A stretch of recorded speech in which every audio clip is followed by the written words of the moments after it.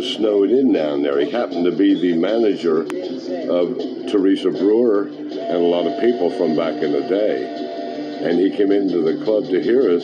He asked me if I have any recordings of anything I've done. I said, no, we just play in the clubs, you know. So he said,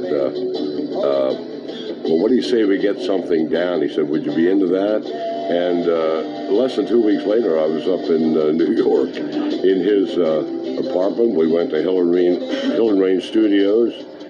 So it started from there, and then MCA promoted it. We played all over the place then in a lot of towns promoting the record. And it was at that time that I did a couple of shows with Dick Clark on the road, you know, and he liked the sound, and he asked my manager if I could come on the show, and so he booked it, and 2 weeks later I was on American Bandstand with Dick Clark. It was a great experience. I've seen it on television many times, but I was never there in person, so I was a little blown away when I walked in there.